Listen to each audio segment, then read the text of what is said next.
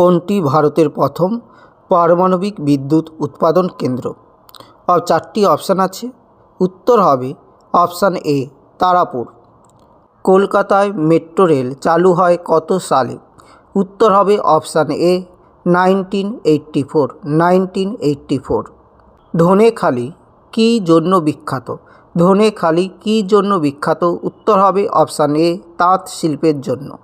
ভারতীয় সেনাবাহিনীর supreme commander হলেন কে? ভারতীয় সেনাবাহিনীর সুপ্রিম কমান্ডার হলেন কে?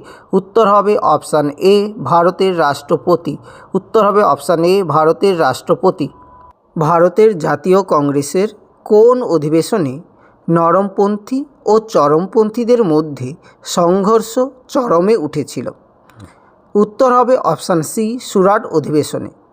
পশ্চিমবঙ্গের উচ্চতম শৃঙ্গ কী? পশ্চিমবঙ্গের উচ্চতম শৃঙ্গ কী? উত্তর হবে অপশান সি সান্দাকফু। গৌতমী কার শাখা নদী? গৌতমী কার শাখা নদী?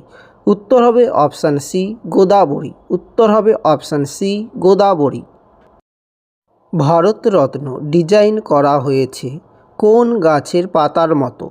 ভারতরত্ন ডিজাইন করা হয়েছে কোন গাছের পাতার মতো?